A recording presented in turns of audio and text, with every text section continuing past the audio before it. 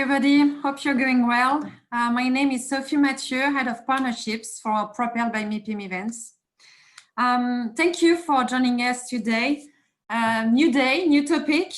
Today we will learn more about a solution to deliver winning tenant experiences in buildings through mobile IoT and tech aggregation.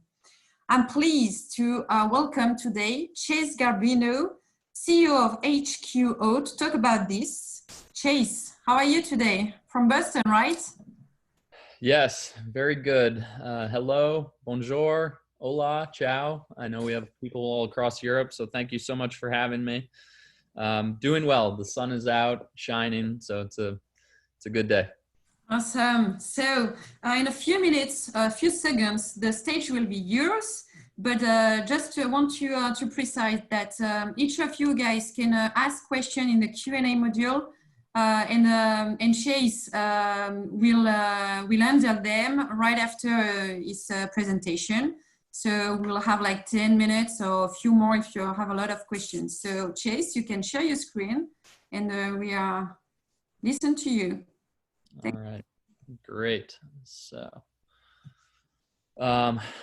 okay, well, thank you very much again to MIPIM for having me. It's great to connect. I'm Chase Garbarino. I'm the co-founder of HQO, which stands for Headquarters Optimized. We're a tenant experience platform with, we're headquartered in Boston, in the US, with offices in New York, London, and Paris. So we are both in North America as well as Europe. And today, I'd like to talk to you about planning for tenants' return to office. From what I can tell from our European markets, it seems like Europe is a little bit ahead of the States, which is great to see that you guys are coming out the other side of this. We're very happy to see that. And I want to talk about the power of connection. So quickly, HQO is in about 100 million square feet across both North America and Europe. We've raised $50 million in venture capital from both a number of landlords as well as top technology venture capitalists over here, including Insight Partners, who has invested in VTS and Argus, and a number of prop tech winners. So we're very excited to be partnered with people that truly understand kind of the convergence of real estate and technology. So I think, you know, really we believed this before the issues that we've run into with COVID, but obviously it's even more important now. And the reason we do what we do at HQO is we believe in the power of real connection. So I think what we have seen over the last 10 to 15 years with the proliferation of mobile technology and social media is there's a whole ecosystem of new applications and technologies that have allowed us to connect with anyone, anywhere. And that's really powerful in a lot of ways, but there is also now a number of things that we're seeing being developed from technology that brings us together online that has created certain issues, right? There is depression, there's loneliness, there's tribalism, there's misinformation. And what we believe at HQO is that real connection and the next wave of great technologies need to bring people together in the real world. And we create real connection by activating both the art and the science of great property experiences. So it's our belief that the buildings that many of you own or manage are the world's next great computing platform, particularly as more and more elements of the building become connected to the internet through IoT. You have very, very powerful computers, and a whole new ecosystem of applications can be developed on top of those that can really bring people together in real world experiences. And again, before we jumped on, we were talking about cabin fever. And I think technology that brings us together in the real world is more important now than ever. So specifically with regards to this crisis, you know, the time is now for tenant experience. And you know, we think fostering a greater sense of connection and particularly balancing the need to make tenants at your buildings feel both safe but also excited. I think there's a lot of bad news in the world right now. And kind of the balance of these two things is going to be really, really important for the commercial real estate industry moving forward. So, the way that we think about digital technology is you need, as you're welcoming people back, you really need a single source of truth, either at the building level or at the portfolio level, where you are communicating top down on a number of critical issues, but you're also developing individual relationships with the consumers in your building. So predominantly throughout the history of commercial real estate, you tend to know the people that pay the rent or are kind of the points of contact at the tenant. And as we have seen with digital technologies and tools, having a relationship with a broader population of the employees at companies is going to continue to be really, really important as the dynamic of work changes, not purely because of COVID, but obviously because of the ramifications that digital technology and the internet has had. So having a streamlined tool and a single tool for bottoms up engagement from tenant employees, we believe is really, really important. So preparing for now, next, and later. So when we're working with our clients, what we're talking to them about in terms of how we're thinking about, what is a very dynamic situation that if you're at all like me, I've been working in the same house for about 2 months. I have a 19-month-old, and every day feels like a month, and every week feels like a year. Different information changes, policy changes, depending where you are on how we're dealing with COVID. But what we're thinking about is really what can you do now, and what's important next, and then later is what sort of permanent changes may or may not be coming. So when we think about the now, obviously what's most critical is developing a welcome back plan and what property protocols are going to be necessary to really make people feel safe, right? So increased cleaning, any sort of new supplies, offering increased cleaning within the tenant suite, any sort of health and wellness services that are being brought to properties. And I know this varies greatly by both country and region in terms of how different areas are handling the virus. But establishing your communication tools and communicating your plan is really critical, not just to the points of contact, but also helping your customers, employees feel safe to come back. And obviously that's very critical from a business model perspective. Where our company is going through this right now, where we're continually gauging the opinions of our employees on how safe they feel, whether it's traveling on public transit or however they need to get back to the property, and what they want to see out of the property to feel safe to come back. In addition to establishing the communication tools, determining version 1, as we, in technology speak, of what your technology stack is for customer facing tools, we think is really important. So, for a number of landlords, the concept of having a software and an interface with everyone in the building is relatively new. So determining the most important functionality and integrations within version 1 of this technology is really, really important. And I think, the way that needs to happen is you really need to be in tune and listen to customer demands and needs. And then starting on integration work. So as we look ahead to the next category here, integration with third party and new technologies to create certain experiences are going to be really important. I think one of the challenges that, not just tenant experience, but prop tech has overall is there's been a lot of over promising and under delivering. And when you think about the promise of prop tech, really what we're talking about is interoperation. So technologies working together, right? A building is a very complex ecosystem of different systems and technologies. So making them work together is really critical. And, Rome wasn't built in a day. So determining your roadmap and determining the work that needs to start on integrations is really important. So looking at the next category, you think about reigniting retail is going to be really critical, and digital applications to facilitate certain commerce and scheduling. So, whether you're in France and there's a canteen, which obviously isn't retail, but ultimately where people eat their lunches, are there new procedures in terms of scheduling when people can come back to the office? Are there new procedures of scheduling when people can, queue to get their lunch? Are they going to be ordering ahead so that people feel safe to do that? There's a whole suite of retail technologies that can be applied to help both with the amenities in the building, but also with the greater neighborhood, which we think is really important.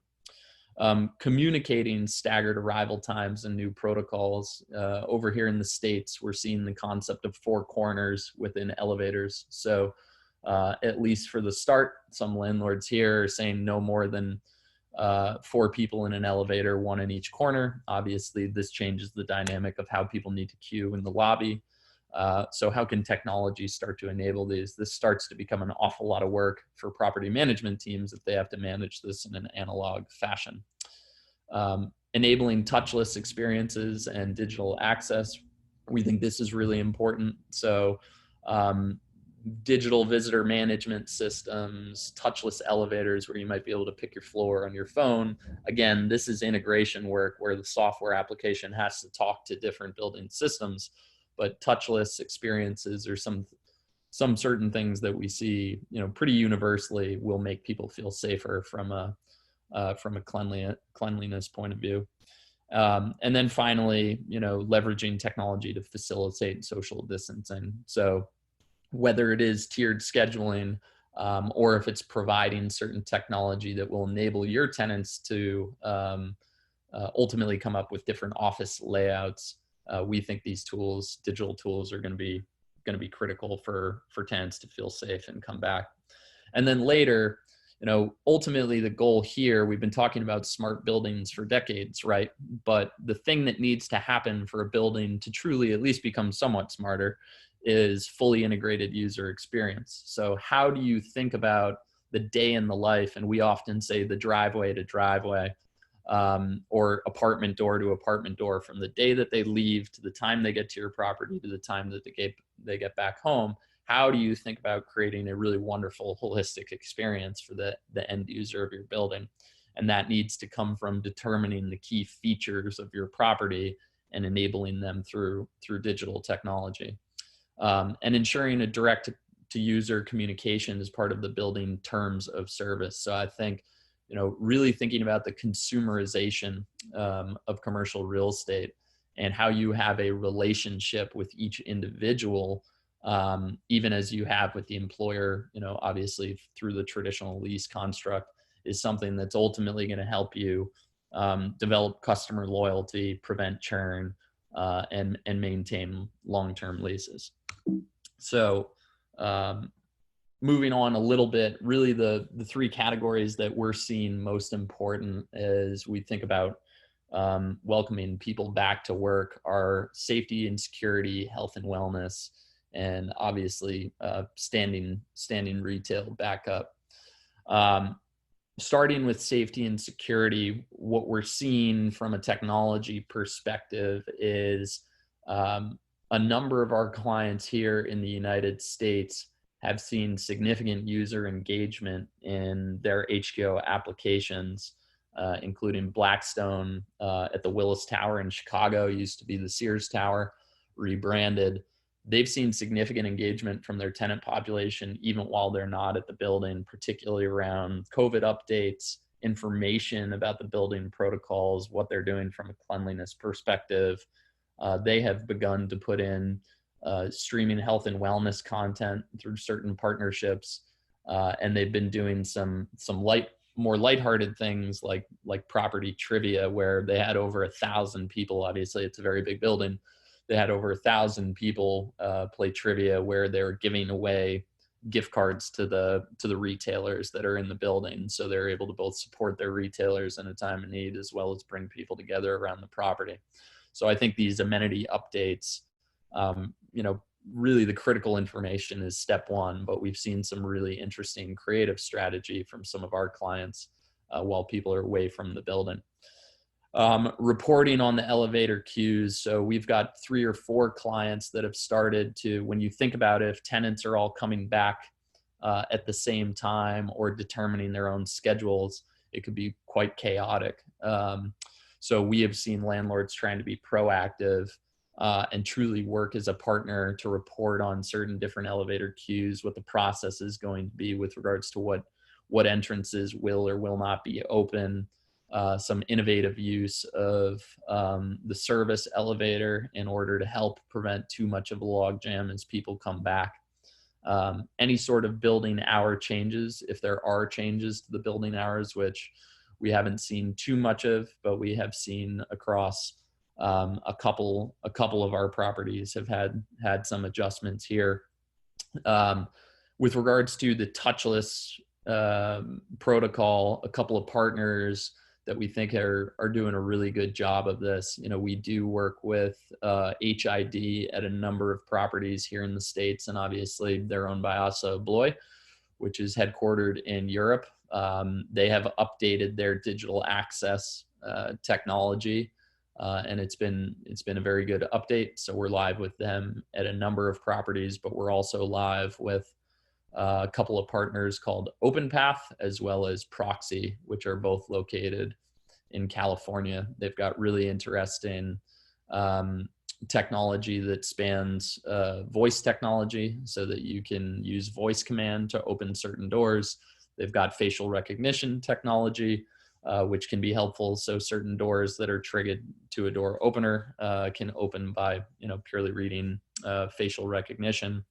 I'd recommend a number of other visitor access control systems as well, including Traction, Guest, and another European partner of ours called Proxy Click, which we have a great working relationship with. Everything runs on QR code on the phone when you get invited to a property.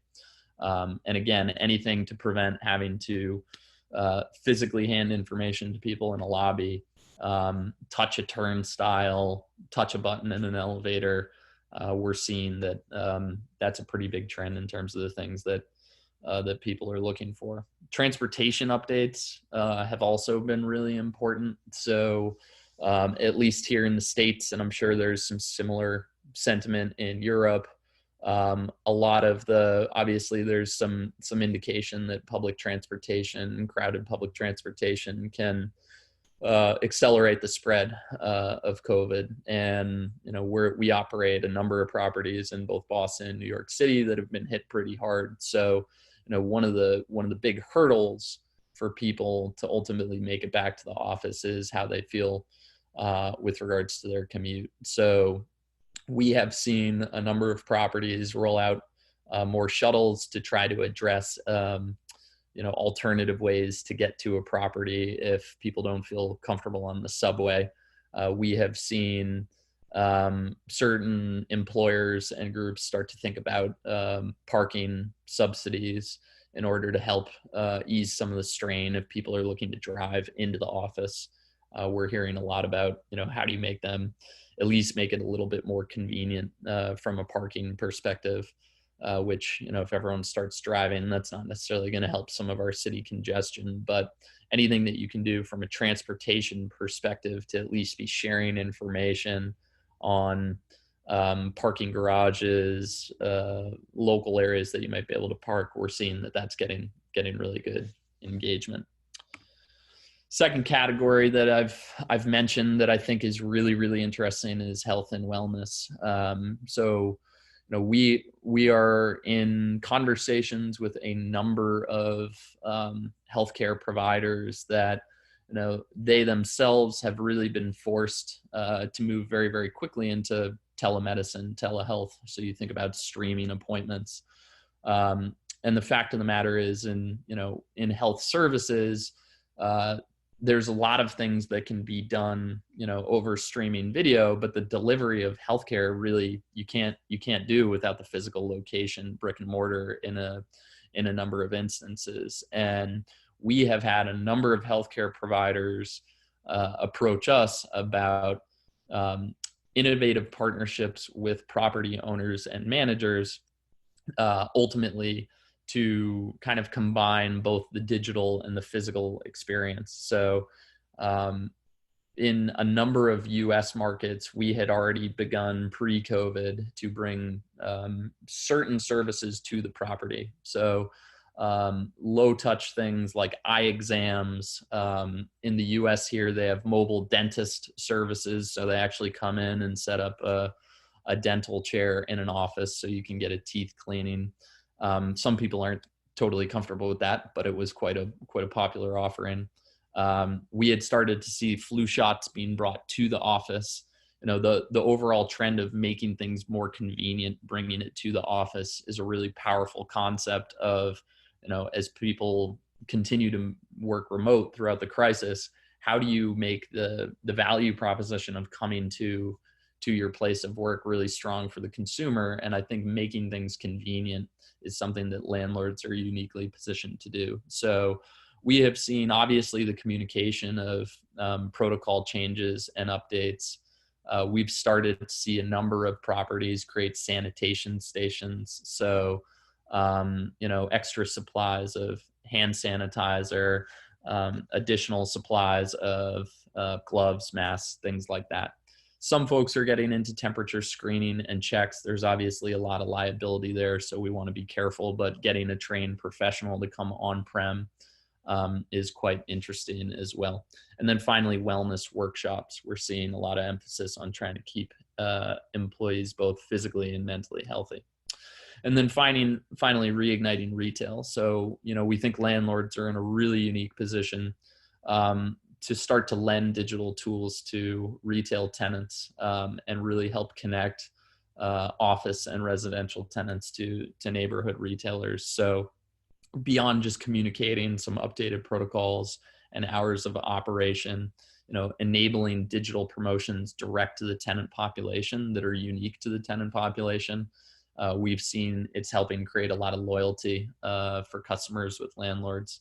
We have the ability to provide dollars directly into a tenant wallet. So for relatively cheap, employers and landlords can give money to their employees. Incentive to obviously spend in and around their place of work. And we also have the ability to do gift cards and raffles. So, you know, obviously we want to be helpful. Retail has taken this, taken the brunt of at least the initial impact, economic impact of COVID. And, you know, we're seeing the need for landlords to help provide innovative new ways to really drive local population to those retail tenants. So just quickly wrapping up, I know I think I'm right at about 20 minutes here. You know, we believe now more than ever, we need technology that connects people in positive ways in the real world. So, you know, while there are a significant amount of challenges, I think everybody's facing, not just particularly the world of commercial real estate, we also see lots of interesting opportunity where, you know, it might have been hard to invest in some of these digital tools, and really it's critical now.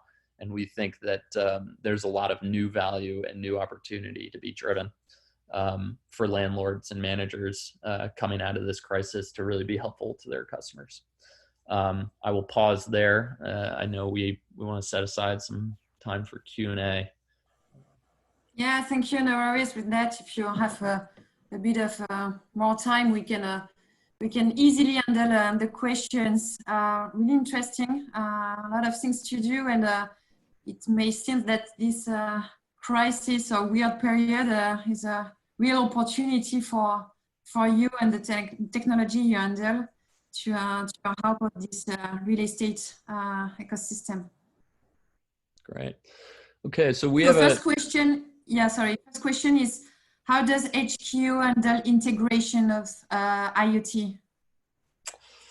This is a great question. So IoT is a relatively broad and ambiguous term. It means, you know, any physical object that is connected to the internet. So, you know, the way that we have built our platform is, you know, if you look at a landlord's, you know, one building, but if you look at a portfolio, you're going to have a number of different things that are connected to the internet. And what we have done is we've really gone across different categories. So you think about lighting, you think about HVAC, you think about certain sensors on core building systems. What we have done is we have normalized the technology capability for a landlord to plug in any third-party device into a category that we've normalized the stack. So, if it's lighting, whether you have Lutron or Philips or different categories of lighting, you're going to be able to need to plug in different providers. It's very, very rare that everyone has homogeneous technology across all categories. And then depending on what the output is, on the consumer function, does the consumer need to be able to turn lights on and off, or is this an IoT device that is purely sharing information with the property? We have third party, we really believe our value is at the operating system. So we have lots of different third party application providers that create different experiences on top of the property. And we try to bring it all together in one place for the consumer. So the normalization of an API, application programming interface, which basically just allows two technologies to talk to each other, has really been our focus, so that you can handle different technologies that you can plug and play. Okay, great. Let's switch on. Next question. A question from Chen. So what would you advise landlords? What would you advise landlords with developing their technology transformation roadmap in post-COVID world? Yeah, it really is that balance between safety and positive experience. I think if everything is too focused on the safety element, you start to lose some of the joy of great experiences at the property. But you have to start with safety, right? People have to feel comfortable and safe to come back to a property. So I think, the easiest, not necessarily the easiest, but the most universally adopted is the touchless technology, really digitizing the physical access card, thinking about when you're opening doors or different areas, how can you make it so that people don't have to touch certain kind of communal areas where they might be worried about passing germs together. I think that, from a safety perspective, that's one. Second one in safety is emergency notifications. So, oftentimes property teams are quite frustrated. They send information to, a point of contact at the tenant, and it doesn't necessarily make it to the total tenant population. So I think having a digital application that all of the people in a building have access to so that they can get emergency notifications is going to be really important in the future. And then, not on the safety and security side, but thinking about how digital tools can start to highlight, a lot of property teams have put in a ton of work to make their places really enjoyable places to go and spend many hours a day. I think continuing to leverage digital technology to phase people back in and get back to that sense of normal, to the things that they enjoy, whether it's a coffee or, access to a gym, whatever it is. I think digital technology is going to be critical to continue to highlight, the critical pieces of experience that are different than just, working from your home. But we also recommend, when you think about the process of creating a roadmap, to be very customer driven. We always recommend figuring out who are your biggest tenants, what are the most important leases that you have, when are the lease breaks coming up, and ultimately, what are they seeing? What do they need from you as a partner from a technology perspective to continue to get value out of their office space? Okay, great. Really clear.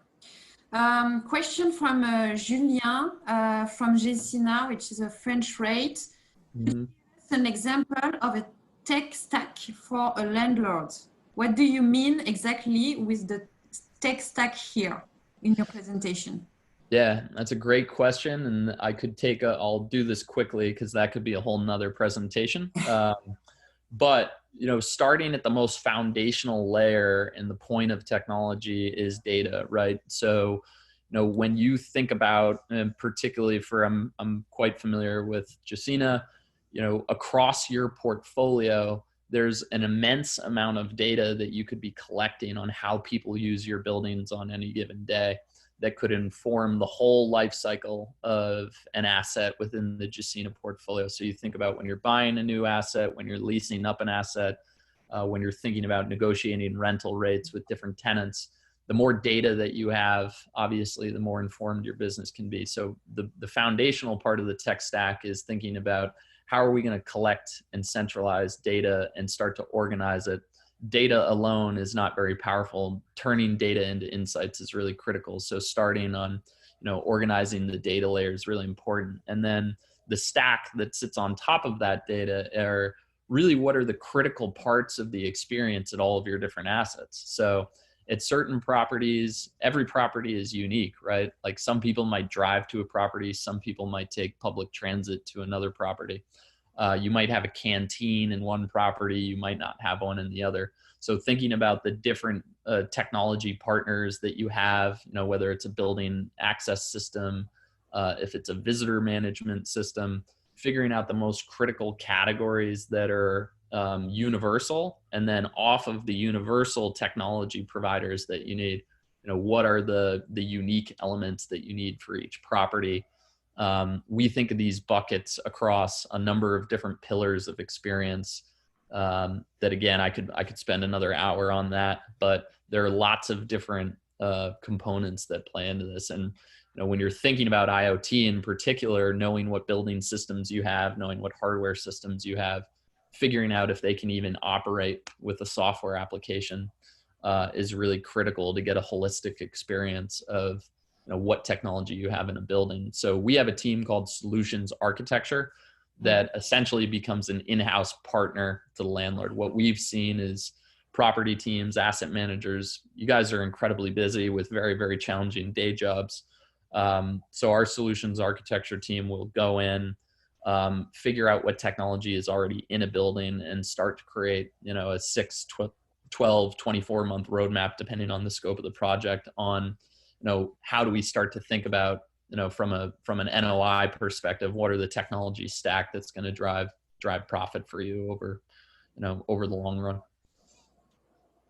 Okay, great. I think indeed can keep on talking with Julien about that. We have two last questions. If you have last 5 minutes extra, Chase, just to answer them. So first one is, you say earlier that you can directly deposit money in into the employees' accounts. Is that an account that is part of the HQO app? Yes, we have a wallet within the application where either a landlord or an employer can put money into the wallet for users of the application, and then they are able to spend that money on any e-commerce offering that is activated within the application. So this can be an amenity center, it can be a retailer, it could be paying towards parking, whatever merchants you have also onboarded into the application that accept payment from this app, they're able to spend the money from. Okay, awesome. And last question for today, which wellness technology do you think will be the most important? For example, indoor air quality filtration, HVAC control, upgrades, etc. Yep.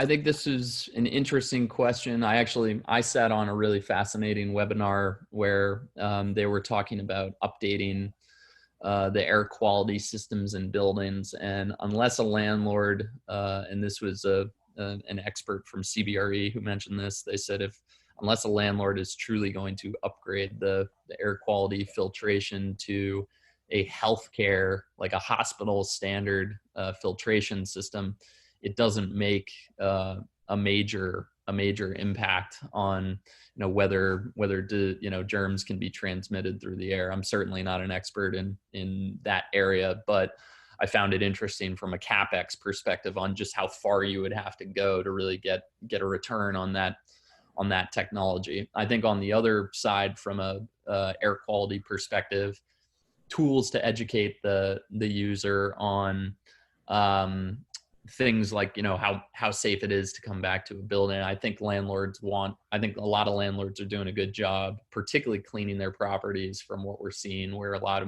more money is going in. I think you want to be proactive about communicating that back to the tenants so that they feel safe. HVAC control and upgrades, I think, are going to be important, you know, directly with regards to COVID. You know, we'll see how much of an impact that has, but obviously from an HVAC perspective, as you think about sustainability and carbon footprint, commercial real estate is the next big frontier. I think we can have a pretty significant impact by empowering the individual in the building and letting them know through an application what they can do to contribute to ultimately making a building more sustainable. We've seen a ton of effort being put in by property teams. And I think now, particularly with, you know, the awareness that consumers have, I think they want to contribute more to making buildings more sustainable, which is a really interesting opportunity. But specific to COVID, I think it's going to be, you know, mostly logistics on making sure that people are spaced out, and you give them the tools to make sure that we are distancing and we are reporting issues to a building if there's any sort of cleanliness issues or something that needs to be addressed. That will help ultimately with kind of the most near-term wellness issues. And then I think more long-term, it's going to be about landlords becoming smart distributors of health and wellness services, obviously, which I addressed. Hopefully. Yeah.